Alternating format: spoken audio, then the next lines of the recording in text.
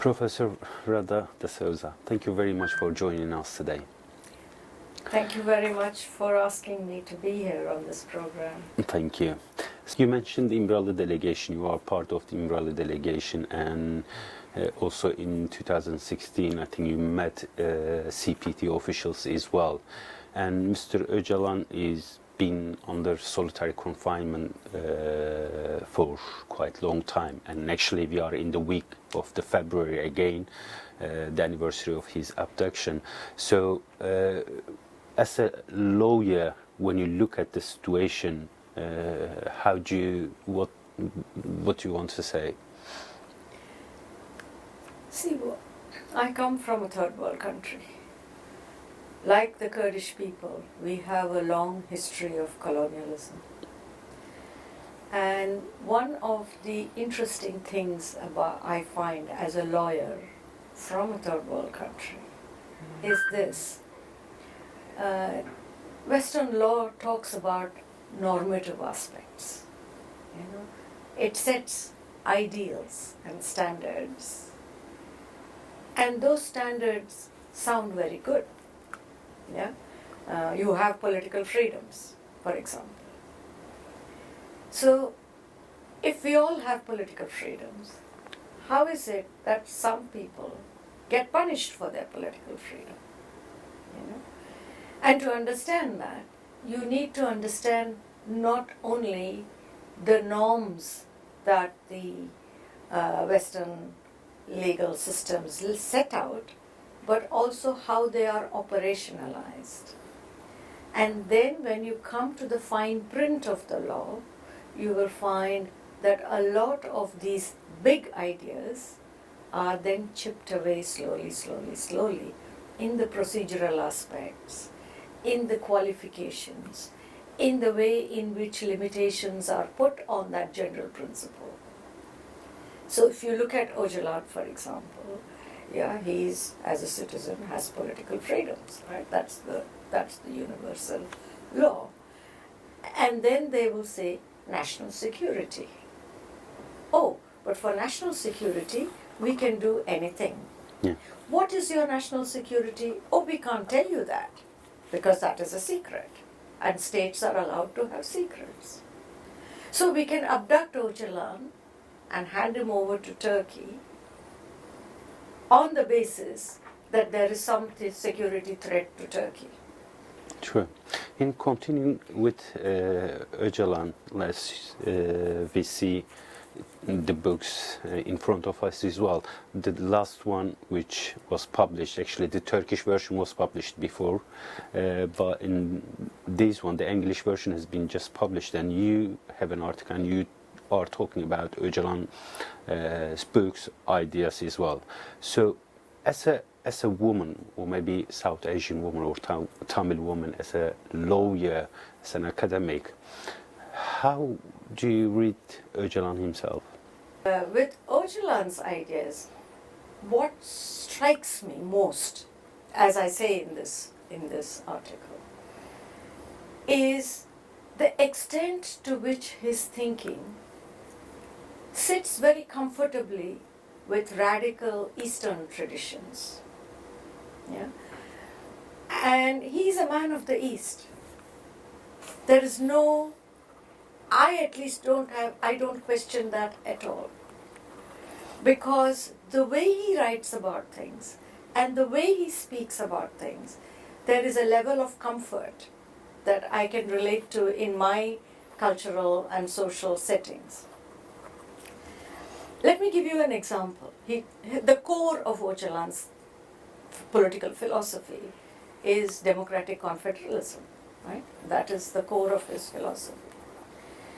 This idea of democratic confederalism struck me when I first came across the idea, because in the Indian freedom movements of the early 20th century, there is a movement called the Gadar movement, which was a very radical, Gadar means revolt, and it was a very radical revolutionary independence movement, and one of the earliest independence movements much before Gandhi and Nehru and all of them. And the leaders of those movements talked about democratic confederalism. Yeah? And one of the reasons they say is that in India, Western style democracy cannot work because it will become a number game. And we are a nation, we are a country of many nations. And the word that we use, and I think this is probably the same words you use in Kurdish as well, I don't know, but we use the word qawm. And a qawm is a nation. Yeah. We do have And qawm then as well. you have watan. Watan. And watan is your homeland. Homeland. So what they said is, we are many qawms who have a shared watan. We share the watan among many qawms, right? Because India is a very multilingual, multi-religious, multicultural society. So they said we need to have a political system that will make a confederation of all the qawms who live in the same watan. And that system, that is the kind of polity we will need to develop if we want azadi, which again is a Kurdish word as well as a Hindi Urdu word. So they had a constitution called a Constitution for Azad Hindustan.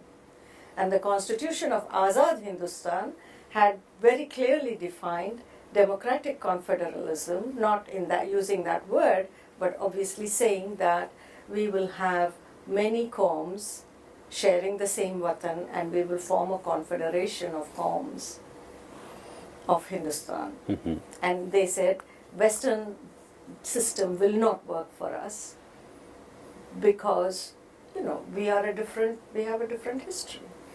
Then they went on to say that because we are all oppressed by imperialism, we should then, Azad Hindustan should form a confederation of all Asiatic republics because we all have similar problems. The problem of imperialism and the problem of, you know, many qawms living in a shared watan. In shared watan.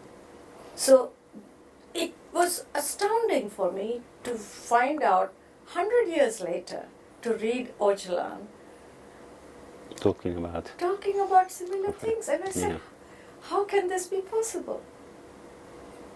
You know? Very And it was quite extraordinary. Mm-hmm. Of course, India's history went in a different direction and we didn't follow the Gadar leaders and we didn't follow, you know, the kind of constitution that they were proposing. And we are suffering for that. But the ideas are still valid. So, you know, it's extraordinary how he never hesitates to talk about his Eastern history. Yeah. He talks about Hussain Ali. Yeah. You know, he talks about Suhrawardi. He talks about, and these are all people we know very We well. know them very well. So, True. you know, there is that, and he doesn't say, oh, these are all, you know, some feudal, backward people we should not refer to. So what I take from that, we have our own history of resistance. And we should not give that up. Because if we give up, it's not like people in the East have just suffered all the time and just until British liberal democracy came, we were all suffering and did nothing. No, we have our own history of rebellions. We have our own rebels. We have our own thinkers.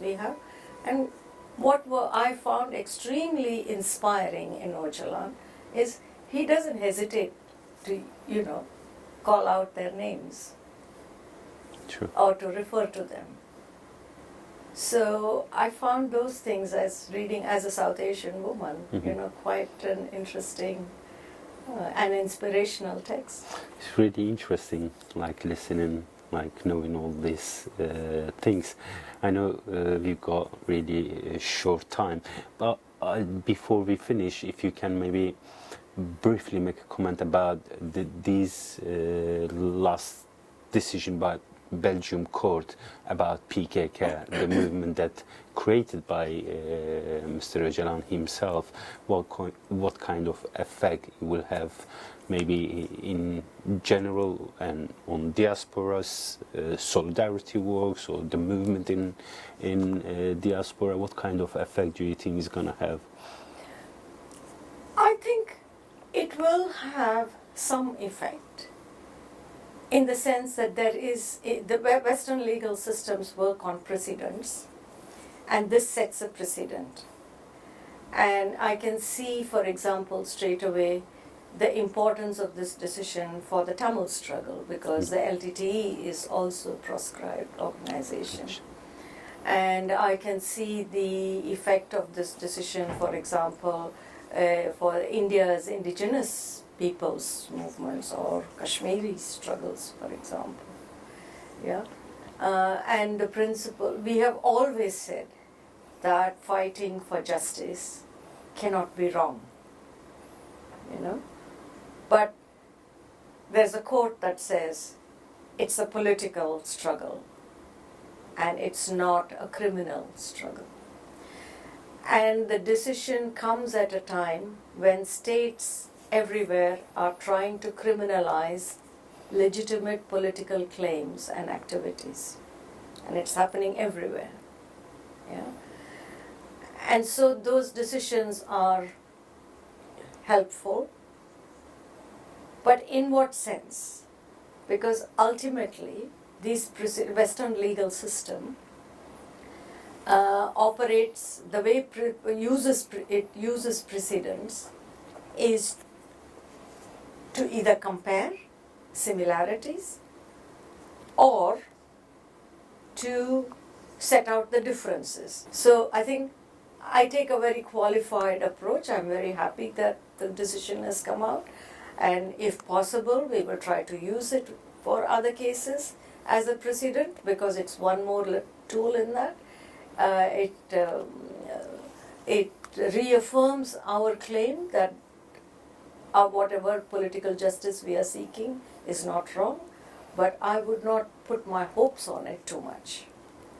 True.